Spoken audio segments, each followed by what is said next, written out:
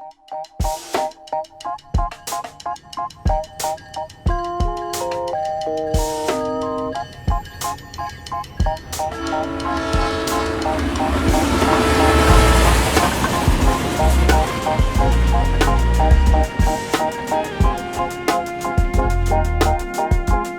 you doing? I'm Dennis Delamore, and I'm your host for the Film Train.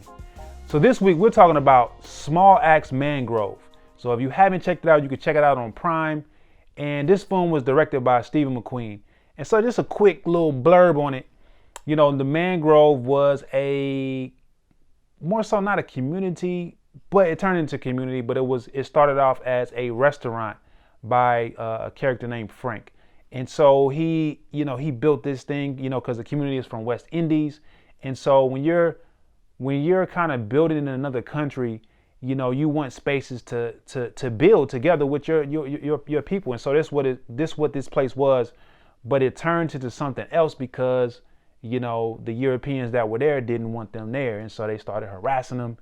And, sooner or later you keep harassing, put me in a corner, you know what I'm saying? I'm gonna have to come out swinging. And so that's what this was about. And so when it gets into acting, man, I really believe that he really cast it very well. From Letitia Wright to Malachi and to Sean Parks, man, it was a really strong cast. And I would say that the standout to me was Malachi. There was a couple scenes one of the big scenes that stands out to me when they had that scene at the restaurant. And if you go back and look at it, and this kind of gets into my next point about the cinematography, but I want to throw this in there because it was a scene that was, it was just a 2-shot. And they stood on that shot for a long time. And one thing I know as a director, it's very difficult sometimes for actors to stay in a certain place when you're not going to cut and you're going to let that performance just keep going. And so that was a really powerful performance when, he was talking about the Mangrove and how Frank needed to stand up and he needed to do something. He needed to understand what he was getting himself into and what, this thing meant to the community. Another standout performance by Malachi was the court case. I mean, that was beautiful. That was beautiful, man. I would say also credit to the screenwriter that was really crafted very well in just how he relayed and brought the leadership out. You know what I'm saying? Because that was a big thing when you're an actor and you're able to bring leadership and display leadership. And it was like he was one person in the middle of this Shark Tank and all these, different things going on.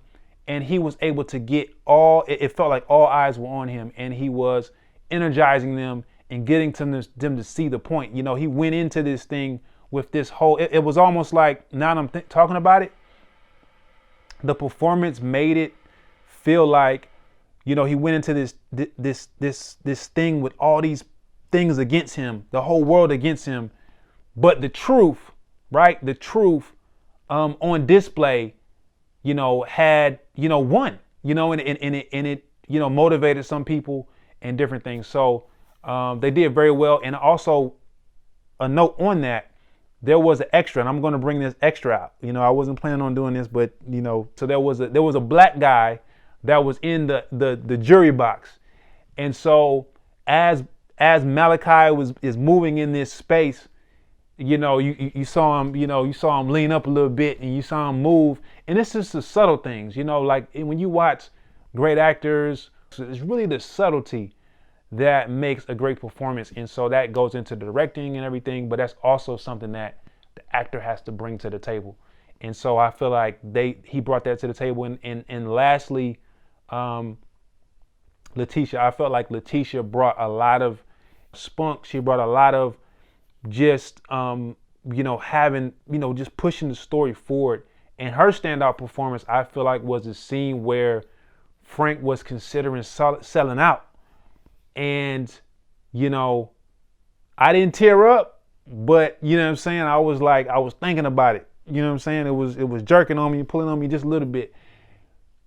Because I feel like that it is a thing that we go through a lot. You know, when somebody is just tired of fighting. They're tired of fighting and they're like, man, like, but it's so easy to go that way.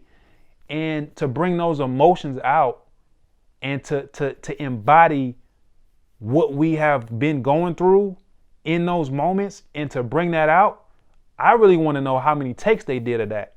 Because I remember shooting Black Wall Street American Nightmares sometimes where we got it was 2 times where we got 1 takes, and sometimes I want to get 1 for safety, but it came out so precious that you like, man, nah, you know what I'm saying? Like, I don't want to ruin it. And then, go on this type of thing to get something else when we just got it, so that type of thing. So I really was, curious about that. So that's all it is when it comes to the acting. So next we talking about the cinematography. So how did I feel about the cinematography? So the cinematography was great. A lot of times when you deal with films that, have filmmakers that are connected to, UK or, foreign films, they're shot a little bit different from American films. And back in the day, I used to be like really biased when it came to like certain films, like, no, it's too slow. You know what I mean? Or feeling a certain way. But this film, I didn't feel like it was slow. I feel like they allowed the characters to, be uncomfortable in spaces and see that uncomfortableness, and highlight those moments where a character is really contemplating something, the subtleties, right? And so I did a really good job. It wasn't fancy. It wasn't the drones and the helicopters and, all these wild shots. It was, every shot was purposeful, in, what they were getting. I felt like one of the highlight cinematography moments, I feel like, was the court case, because, it was one shot where, okay, so Malachi, towards the end of the movie, he was talking about it's closing time, right? And so what they did is, I noticed when they were shooting up, it had him, they were shooting up from this low angle, and he was there, and then on top of him was the clock, and then on top of him was the people that was in the top of the box. And I felt like in that shot, it was, they were on his shoulders. You know what I'm saying? I felt like they was on it, and that's what they were trying to relay, like these on his shoulders, and it's closing time. And he was a representative of the truth, and how that if we're standing on the truth, that it's closing time. So I don't care what and that was part of his speech. I don't care how you're gonna really rule.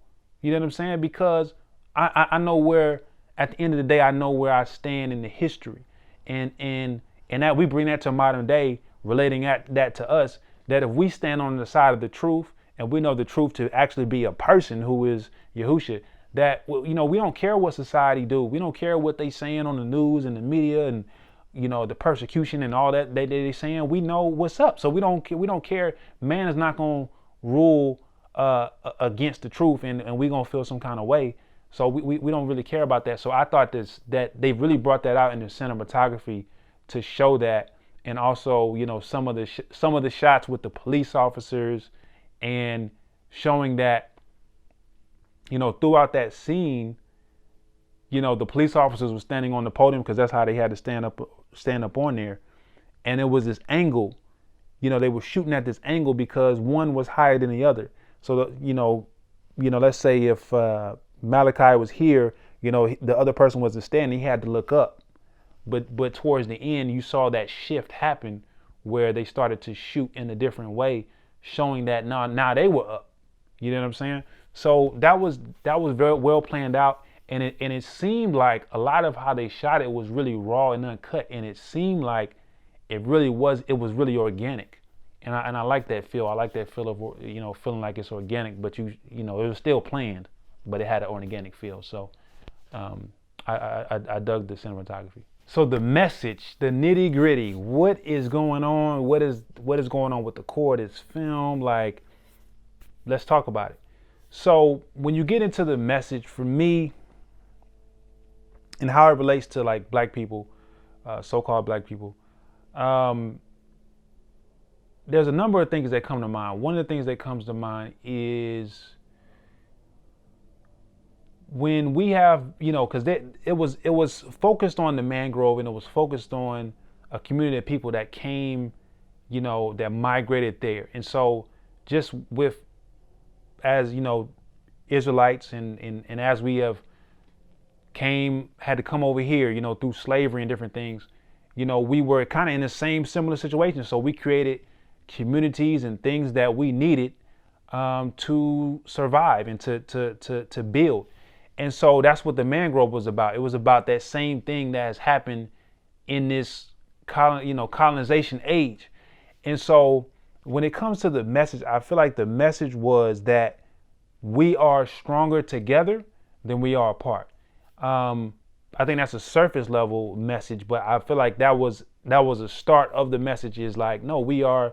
And also that when we think outside of colonization and we think outside of the norms, that's when we start to get closer to the truth. And what I mean by that, there was a time in the film where they were I think Malachi it was a number of years he was going to get. I think it was like 5 to 10 years or something like that, for something that they incited and set him up for.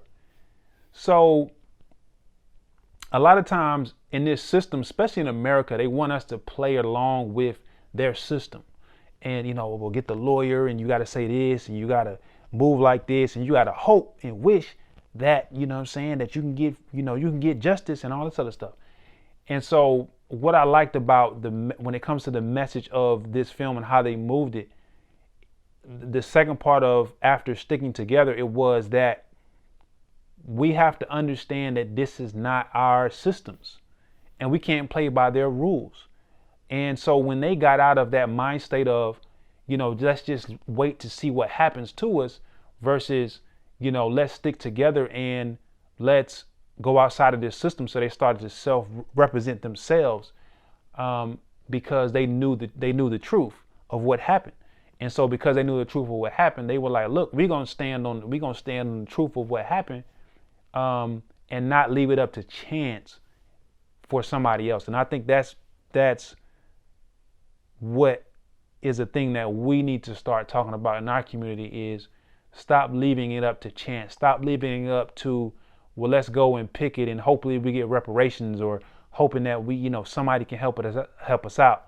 Let's stop leaving it up to chance. And I feel like it's the first stage in us getting to the reliance on the Master Yahushua. I feel like it's the first, because we have to get frustrated with the system to even want to get free.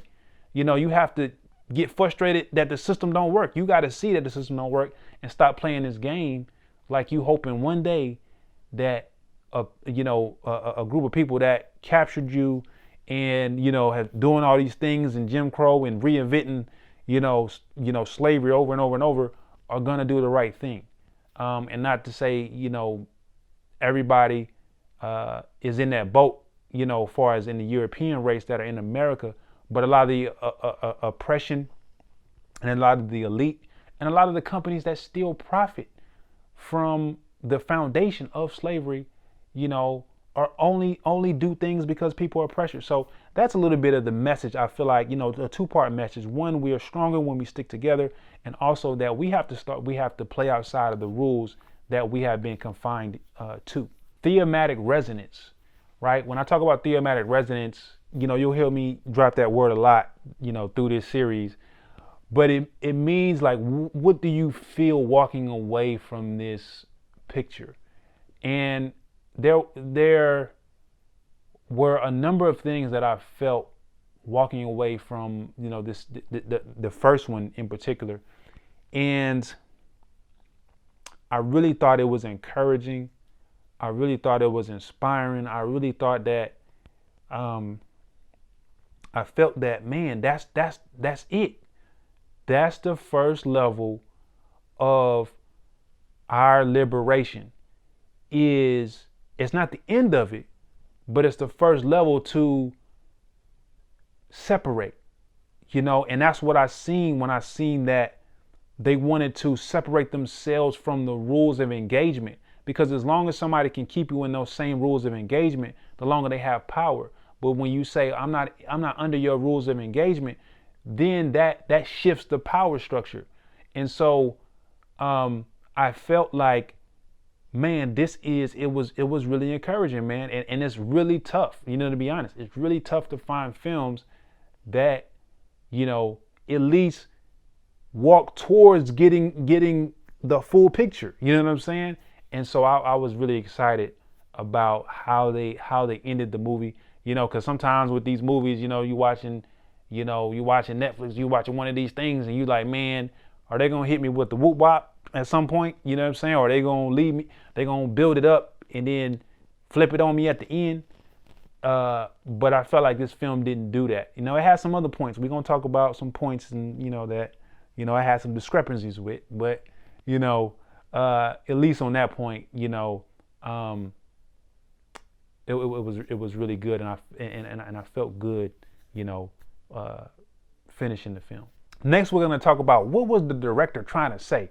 As a director, I know that you're trying to say something. Like, films are connected to you, and some have some directors, they have corporate interests that are coming through them that they want to. Some have agendas and demonic agendas that they is coming through them. And so what was this director trying to say? And it gets back to the message, and it gets back to this film Black People. And I really believe that the wave, because the wave has been moving towards that, not just with film, but just in the Black community at large, is that it's coming to this disengaging from the rules of engagement and becoming more reliant upon the community and the strength that we have in each other. And that is what I believe that the director was trying to get through, because I kind of see that in the other films. I know we're not getting into that, but the other the other small acts movies, I've seen that kind of similar thing. So I really believe that the director was headed towards that way. And so the things that I would like to see, I think a lot of times, most directors, and you'll see on this program, this ongoing series, a lot of these films are not from directors that are really based in truth. But I do believe that there are certain films that, they might not even know what they're doing and how they are playing along in how film is moving and how Yah is orchestrating film and different things. And I'm talking about when I say orchestrating, I mean the good part. You know what I'm saying? The good part, the streamline that's going towards a greater awakening. The things I would like to see, there was some things in there, with Frank and I believe it's Mr. Parks and Miss Wright, that they were talking about some African spiritualism and those type of things, and that was in there. And of course, the Black Panther thing. So of course I would love to see them delete that out the script, and kind of either leave that out or just don't go to that type of thing, because that gets on a whole nother level. But I do feel like this film is and I'll go further, because we'll talk about some other small acts, but I do believe that this film is the first step. It's not all. And when I said that earlier, what I meant by that is, even though, because we're working with Black Wall Street and we're working with some things that did involve us coming together in strength and numbers. And I feel like that's a good mind state. That's a good mind state to love one another and to look at your brother and help your brother up and to encourage your brother and to sharpen your brother and to lift them up, but along with that, we have to keep Yahuwah and his son the center focus, because if not, it can turn into the Tower of Babel. You know what I'm saying? That, you know, everything that we set in our mind to build, we can build, and those type of things. So it's the right direction, but I do feel like there's a little bit more depth when it comes to how do we really get free? How do we really get liberation? And so that's a part in a higher level that wasn't really explored in the film, but it did a good job in the initiation towards that thought process. So here's my favorite segment, my favorite part of this thing. You know, where is Small Axe Mangrove taking us? Is it taking us back, or is it taking us forward? And I will say that this film is taking us forward. And the reason why I say that is because one of the first steps into going forward is loving our neighbor and thinking about our neighbor and sharpening our neighbor. And, you know, that's like we just said in the past segment, that's the train going to the next stage. And so for me, when I step back and look at this film, I see the Most High inspiring different things that are leading to where he really wants to go. And so, you know, before I used to have this mindset of, okay, this film didn't have all the whole truth in it that it should have. But Yah has been training me to show me, like, no, he has a global agenda to set things in motion to get it to where people are ready to receive certain things, but it's not overnight. And so I feel like that's why I can say that this film is taking us forward. So we just got through the first episode of the Film Train. I hope you enjoyed it. It was fun to me. It was fun to talk about film. You know, these are a lot of conversations that I've had, you know, with my friends, and we talk about it, and now Yah is inspired to kind of bring you in on it. And we talk about it. So I really want to hear from you. I really want to connect with you. So if you can leave your comments and questions in the, you know, the comment section, and talk about maybe films that you want to see, that you want maybe us to talk about and, you know, go over. It could even be old films that are, you know, back in the catalog. You know what I'm saying? We can bring those up too.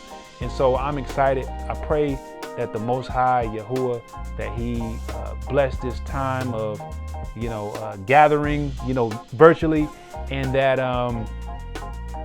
you know, that you stay blessed till next time, until we meet again in Yahushua's name. So we out here, we gone. Shalom to you. Much love.